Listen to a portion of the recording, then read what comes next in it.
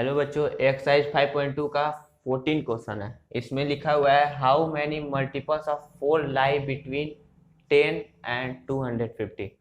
मतलब 4 से जो डिवाइड हो वो टर्म लिखने हैं 10 और 250 के बीच में जो आते हैं वो कितने टर्म होते हैं। मतलब एन की वैल्यू फाइंड करनी है कितने टर्म है। तो सबसे पहले हम लोग लिखेंगे 4 लाई। 10 के आगे कौन सा करता है, 10 के पीछे 8 करता है। उसके बाद हम लोग 12, तो हम लोग का सबसे पहला टर्म 12 होने वाला है। इसी तरह 16 होने वाला है। इसी तरह 20 होने वाला है। इसी तरह अब हम लोग को लास्ट टर्म पता करना है। तो 250 4 से डिवाइड होता है? नहीं होता है।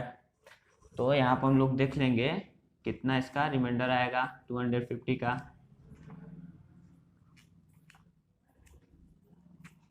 2 आ रहा है, ये 6 एंड 2 आ रहा है। मतलब 250 में से हम लोग 2 को माइनस कर देंगे तो ये लास्ट टर्म हम लोग को मिल जाएगा।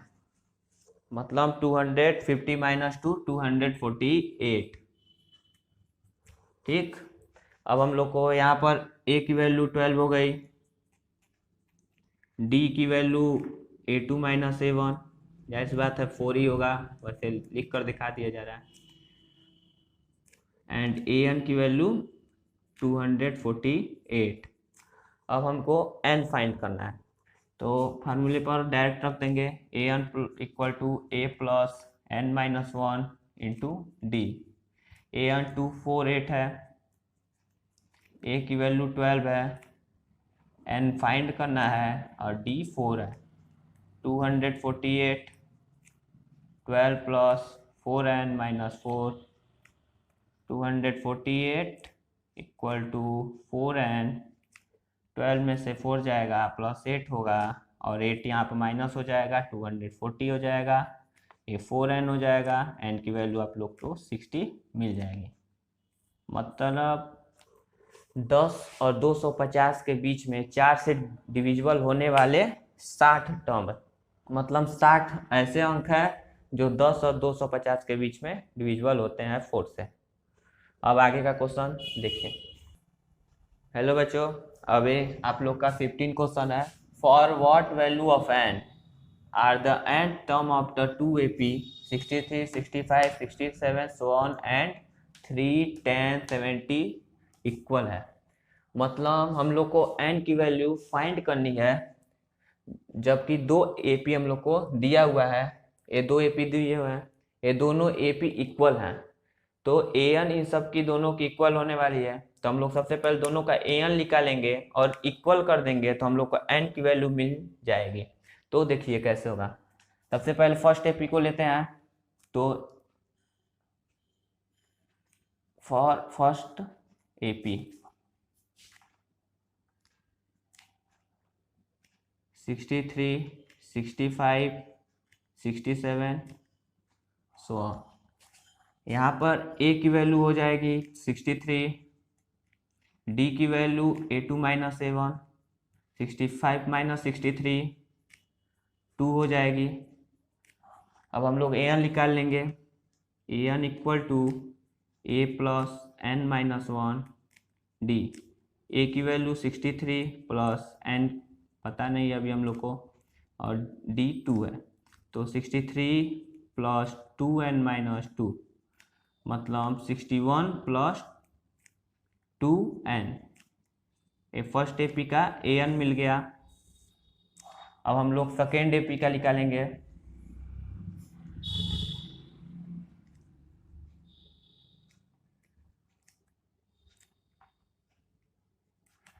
थ्री 10 17 3 10 17, इसका a हम लोग को पता है 3 है, d a2 minus a1 10 minus 3 7। अब इसका भी an हम लोग निकाल लेंगे। a आप लोग का 3 दिया हुआ है प्लस n मालूम अभी नहीं है, वही निकालना है हम लोग को। 7 d की वैल्यू है 3 plus 7n minus 7 7n minus 4, ए सेकेंड एपी का an मिल गया। अब एक कह रहा है कि ये दोनों इक्वल हैं, तो यहाँ पर मान लीजिए हम लोग इसको फर्स्ट इक्वेशन और इसको सेकेंड इक्वेशन कर दे रहे हैं और दोनों इक्वेशन को इक्वल कर दे रहे हैं।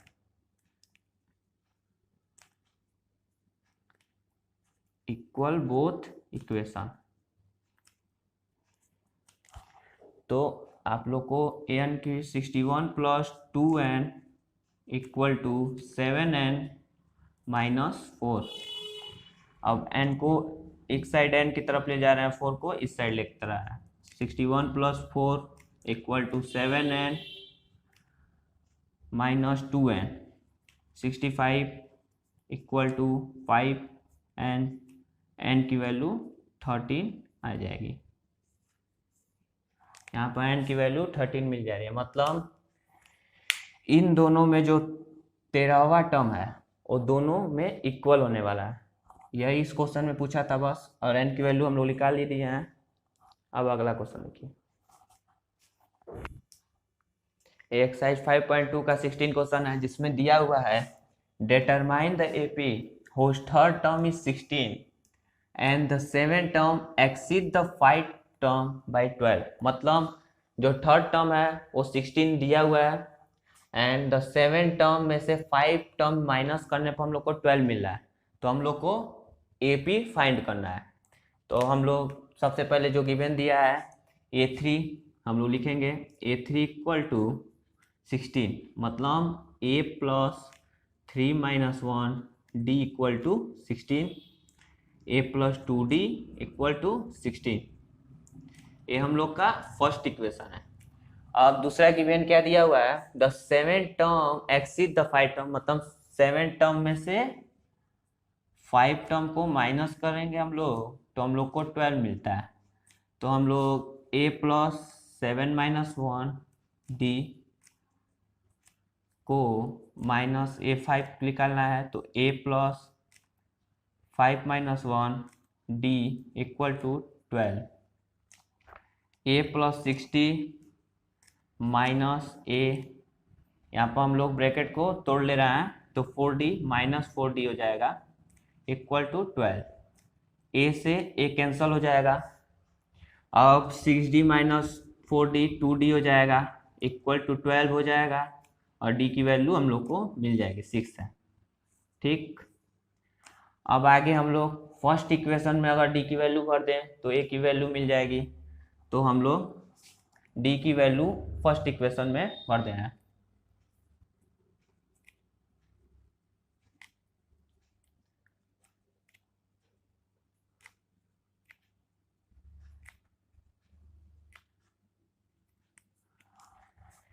d की वैल्यू 6 है। a plus 2 into 6 equal to 16। a equal to 16 minus 12। a की वैल्यू आप लोग की 4 आ जाएगी। अब पूछा हम लोग को डिटरमाइन द एपी। तो एपी विल बी, जो हम लोग को एपी मिलने वाला है वो है a की वैल्यू सबसे पहले फर्स्ट टर्म 4 है 4। अब d की वैल्यू 6 है, मतलब इसमें 6 ऐड करते जाएंगे हम लोग एपी मिलता जाएगा। मतलब 10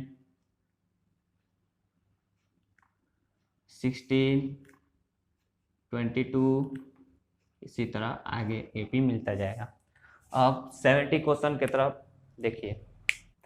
ये 17 क्वेश्चन है, find the 20 term from the last term of the AP 3 8 13 to 53। ये एपी दिया हुआ है, इसमें पूछ रहा है कि लास्ट से 20वां टर्म क्या होगा। तो हम लोग को इसमें सबसे पहले डी की वैल्यू निकाल लेना है। डी की वैल्यू जो है a2 माइनस a1 है, 8 माइनस 3 5। ये इस एपी के लिए है।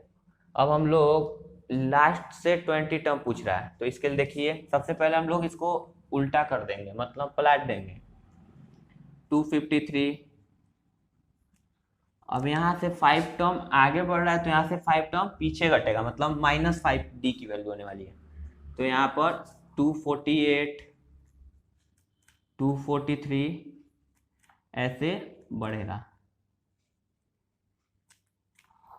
यहाँ पे डी की वैल्यू आप लोग को A2 माइनस A1 248 माइनस 253 -5 आएगा, क्योंकि हम लोग पीछे से ले रहे हैं, इस साइड से हमें आना है, इसलिए इसकी वैल्यू -5 आने वाली है और ए की वैल्यू 253 है। ठीक,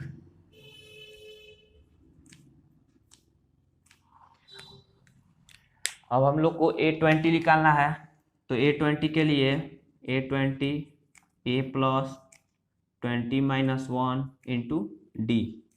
ए की वैल्यू हो जाएगी 253 प्लस 19 इंटू -5, 253 19 टू -5 95, इसको माइनस कर देंगे, 13 माइनस 5 8, 14 माइनस 9 5 एंड 1 158 A20 हो जाएगी। ए यहाँ लास्ट से 20 टर्म हम लोग का 158 होगा। इसी तरह अब अगला सवाल 18 देखिए। ये आप लोग का 18 क्वेश्चन है, जिसमें दिया हुआ है the sum of the 4 and 8 term of the AP is 24 and the sum of the 6 and 10 term is 44, find the first 3 term of the AP. मतलब 4th और 8 टर्म को प्लस करने पर, ऐड करने पर 24 होगा and the sum of the 6 and 10 term, 6वें and 10वें टर्म को ऐड करने पर 44 होगा। तो हम लोग को फर्स्ट 3 टर्म एपी का निकालना है। तो इसके लिए हम लोग को सबसे पहले A4 निकालना पड़ेगा। A4 के लिए A plus 4 minus 1 D, A plus 3D, A4 निकल गया। अब हम लोग को A8 निकालना पड़ेगा। A8 के लिए A plus 8 minus 1 D, A plus 7D, A8 है। अब दिया हुआ है इन दोनों को सम कर 24 होने वाला है, मतलब A4 plus A8 equal to 24। तो हम दोनों को ऐड कर देंगे, A plus 3D plus A plus 7D equal to 24, 2A plus 10D equal to 24। यहाँ पर हम लोग इन दोनों में से 2 कॉमन ले सकते हैं, A प्लस 10, यहाँ पर 5D बचेगा इक्वल टू 24, 2 से 24 कटेगा 12 बार में, A plus 5D equal to 12। ये हम लोग का फर्स्ट इक्वेशन होगा। इसी तरह अब हम लोग को A6 और A10 निकाल कर इन दोनों को प्लस कर इक्वल 44 करना है। तो सबसे पहले A6 निकालेंगे, A6 A plus 6 minus 1 D, यहाँ पर A प्लस 5D हो जाएगा। A6 की वैल्यू A प्लस 5D हो जाएगी। इसी तरह A10 हम लोग को निकालना है, A plus 10 minus 1 D, A plus 9D, A10 की वैल्यू हो जाएगी। अब इन दोनों को सम करने पर 44 हो रहा है, तो A6 plus A10 equal to 44। अब इन दोनों को जोड़ दिया जाए, A5D plus A plus 9D equal to 44, तो 2A plus 14D equal to 44। तो यहाँ से हम लोग 2 कॉमन ले लेंगे, A plus 7D equal to 44, यहाँ पर 2 से 44 कट जाएगा 22 बार में, A प्लस 7D आप लोग का 22 के बराबर हो जाएगा। ये हम लोग का सेकेंड इक्वेशन है। अब कह रहा है कि हम लोग को फर्स्ट 3 टर्म निकालना है, इसके लिए हम लोग को D की वैल्यू चाहिए होगी। तो यहाँ पर दोनों इक्वेशन हम लोग साइड में लिख लेते हैं। पहले A plus 5D equal to 12, a plus 7d equal to 22। First equation था, सेकेंड इक्वेशन, इसको हम लोग इरेज कर दे रहे हैं।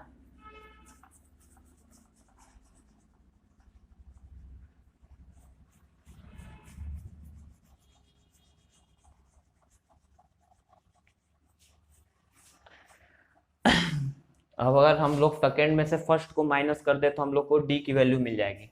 तो हम subtracting first from second,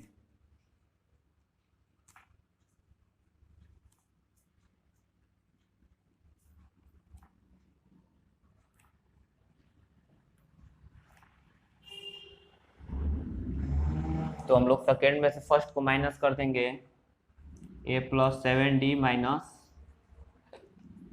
5d, 22 minus 12, यहाँ पर a से a कट जाएगा और 2d इक्वल टू 10 हो जाएगा। d की वैल्यू आप लोग की 5 आ जाएगी। यहाँ पे d की वैल्यू मिल गई, तो अब d की वैल्यू फर्स्ट या सेकेंड इक्वेशन में पुट करके हम लोग a की वैल्यू निकाल सकते हैं। तो हम लोग फर्स्ट इक्वेशन में d की वैल्यू पुट कर दे रहे हैं।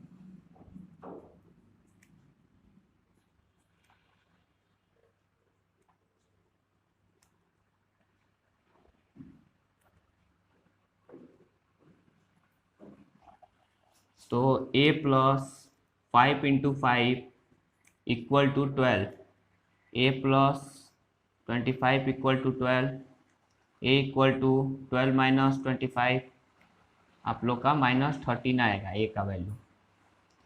अगर a की वैल्यू पता है, d की वैल्यू पता है, तो हम लोग आगे के थर्ड टर्म भी निकाल सकते हैं। फर्स्ट टर्म हम लोग को पता ही है -13 है, अब इसमें 5 ऐड कर देंगे तो हम लोग को -8 हो जाएगा। इसमें फिर 5 ऐड कर देंगे, -3 हो जाएगा। इसी तरह आगे का हम लोग पूरा एपी निकाल सकते हैं।